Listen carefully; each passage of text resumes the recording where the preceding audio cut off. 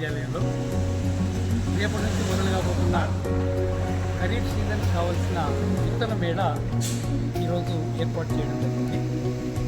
నేను కూడా అనుకోలేదు ఇంత పెద్ద స్పందన రైతుల నుంచి ఉంటుందని. చాలా పెద్ద ఎత్తున రైతుల స్పందన ఉంది.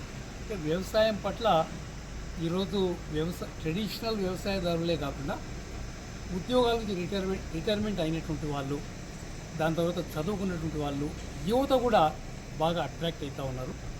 అధునాతన టెక్నాలజీ కావాలని, అధునాతన విత్తనాలు కావాలని, అధునాతన పరికరాలు కావాలని, వాళ్ళకు ఉండేటువంటి నాలెడ్జ్ని ఇంప్రూవ్ చేసుకోవడానికి వాళ్ళు ప్రయత్నం చేయడం జరుగుతూ ఉంది. ఈరోజు చాలా బాగా ఇక్కడ విశ్వవిద్యాలయంలో ఈ విత్తన మేళ ఏర్పాటు చేశారు. కానీ సఫిషియెంట్ స్టాక్స్ ఇంకా మాకు దొరకడం లేదనేటువంటి ఆవేదన రైతులలో ఉంది. అందుకని ఇలా ఉండేటువంటి విత్తన డెవలప్మెంట్ కార్పొరేషన్ ఏదైతుందో రేపు రాబోయే రోజుల్లో వారు రైతులకు తగిన విత్తనాలు మన దగ్గర ఉంటే మన దగ్గర, లేకుంటే బయట నుంచి ప్రొక్యూర్ చేసి రైతాంగాన్ని మాత్రం అందుబాటులో పెట్టాలి. ఇలా మనకు ఖరీఫ్ ప్రణాళిక చూస్తే రాష్ట్ర ప్రభుత్వం ఏర్పాటు చేసుకున్న ప్రణాళిక, వ్యవసాయ శాఖ ఏర్పాటు చేసిన ప్రణాళిక దాదాపు 66 లక్షల ఎకరాలు వరి పండించాలని, ఒక 60 లక్షల ఎకరాల్లో పత్తి పండించాలని. మీకు పత్తి ఎక్కువగా బ్లాక్ కాటన్ సాయిల్స్లో పండుతుంది. మరి ముఖ్యంగా ఆదిలాబాద్ చాలా పెద్ద ఏరియా ఉంది. నెక్స్ట్ మనకు నిజామాబాద్ కానీ, కరీంనగర్ కానీ ఇలాంటి ఏరియాస్లలో, కొంత మిగతా ఏరియాలో చిలక సాయిల్స్లో కూడా పత్తి ఇంకా పండించడానికి రైతులు సాహసం చేస్తూ ఉన్నారు. అందుకని దాదాపుగా ఒక 1,25,00,000 ఎకరాల్లో వరి, పత్తి రెండే పంటలు వస్తూ ఉన్నాయి. మా ఉద్దేశంలో మొక్కజొన్న కూడా చాలా ప్రాధాన్యత ఇవ్వాలని నేను మనం చేస్తూ ఉన్నాను. గతంలో చాలా పెద్ద పంట మొక్కజొన్న, మంచి పంట కూడా. మనం ఎంత సారం పెడితే అంత పంట వస్తుంది. రోగాలు తక్కువ ఉంటాయి, యాజమాన్యం తక్కువ, నీటి వసతి మాత్రం తప్పకుండా ఉండాలి. జొన్నకైతే నీటి వసతి తక్కువ ఉన్నా కూడా ఇబ్బంది కాదు, కానీ దీన్ని మాత్రం కావాలి. అందుకని మేము కూడా రాష్ట్ర ప్రభుత్వంలో మాట్లాడుకున్నాం, మొక్కజొన్నకు ప్రాధాన్యత ఇవ్వాలి, విత్తనాలు అందుబాటులో పెట్టాలి. రేపు రైతుల నుంచి కొనడానికి కూడా ఆ ధాన్య సేకరణ విషయంలో కూడా మనం వడ్లే మాదిరిగా ఉంటున్నామో మొక్కజొన్న కూడా కొనాలి అని మాట కూడా చెప్పుకోవడం జరిగింది.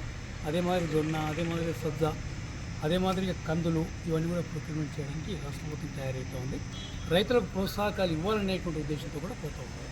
ఇంకోటి సార్, ఈ సీజన్లో సమగ్ర బీమా తీసుకొస్తుంటారు, క్రాప్ ఇన్సూరెన్స్, అది ఎలా ఉండబోతుంది అంటే? అదే అంటే కేంద్ర ప్రభుత్వం ప్రవేశపెట్టినటువంటి బీమా పథకం, పంటల బీమా పథకం రైతులకు అనుకూలంగా లేదని గత ప్రభుత్వం దాని నుంచి వైదొలిగింది. కానీ ఇలా ఏమీ లేకపోవడం వల్ల ఇలా అకాల వర్షాలు పడ్డాయి. ఒక్క న్యాయ పైసా రైతులకు సాయం చేసే పరిస్థితులు మనం లేవు. ఏమి ఇచ్చినా రాష్ట్ర ప్రభుత్వం ఖజానా వెళ్ళే ఇవ్వాలి.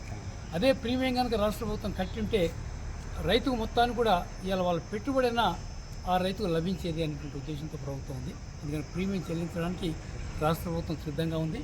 కేంద్ర ప్రభుత్వ బీమా పథకాన్ని కూడా ఇంకా కొంచెం మార్పులు చేర్పులు చేసి రైతులకు ఎక్కువ మేలు జరిగే విధంగా చేయమని కోరుతూ ఉంది రాష్ట్రం. అంటే ఆ విషయం మీద ఏమైనా చర్చ నడుస్తుందా? తప్పకుండా జరుగుతుంది, సూచనలు కూడా ఇస్తాం.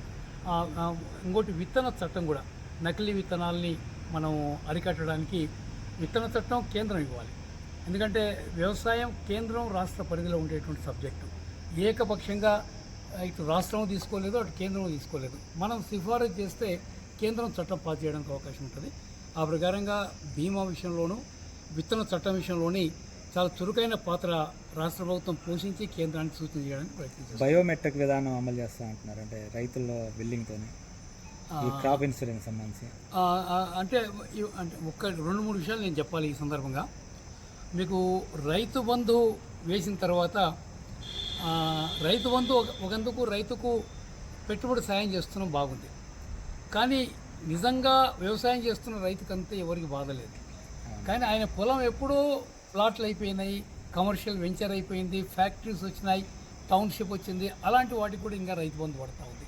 కెనాల్స్ దవ్వినారు, ప్రభుత్వం అక్వైర్ చేసిందని డబ్బు కూడా కంపెన్సేషన్ కూడా ఇచ్చినారు.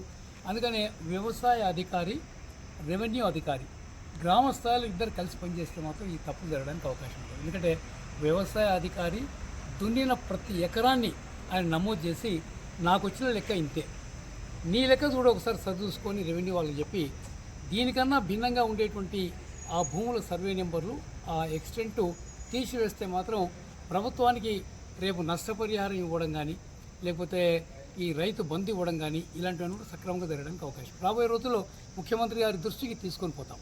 మనకు రెవెన్యూ అధికారి, వ్యవసాయ అధికారి వీళ్ళు కలిసి పనిచేస్తే మాత్రం చాలా వరకు ఇలాంటి తప్పులు మనం సరిదిద్దడానికి అవకాశం అంటే మీరు ఏమైనా సూచనలు ఇచ్చారా క్రాప్ ఇన్సూరెన్స్ సంబంధించి? క్రాప్ ఇన్సూరెన్స్ గురించి రేపు అసెంబ్లీ సెషన్ వస్తుంది కదా, దాంట్లో చట్టం పెడతామని చెప్తున్నాం. దాంట్లో ఒక మెరుగైన చట్టాన్ని తీసుకొచ్చి దాన్ని కేంద్రానికి సిఫారసు చేస్తాం. దీంట్లో మేము చేరబోతున్నాం, మాకు ఈ మెరుగైన చట్టం అమలు చేయమని అడుగుతామని రాష్ట్ర ప్రభుత్వం చెప్తాం. అప్పుడు తప్పకుండా మా డ్రాఫ్ట్ మేము ఇస్తాం, ఓకే. తప్పకుండా ఇస్తాం. తెలిసిందా ప్రెసిడెంట్ నుంచి ప్రతి ఒక్కరికి, vice president, joint secretary, culture secretary అందరూ స్టూడెంట్స్ యూనియన్ అఫీషియల్ ఎన్నికల ద్వారా ఎన్నికైన లాస్ట్ అదే మాకు కాంగ్రెస్ పోవడానికి ప్రోత్సాహం ఇచ్చింది. అప్పుడే ఇందిరాగాంధీ గారు కొత్త పార్టీ పెట్టింది 70 అప్పటి ఆ 70లో ఆ పార్టీ అప్పటి నుంచి ఇప్పుడు వరకు కొనసాగుతుంది. ఎంసెట్ ద్వారా స్టూడెంట్స్ సెలెక్ట్ చేయడం వల్ల మా ఇంట్లో గొప్పగా చేయాలి.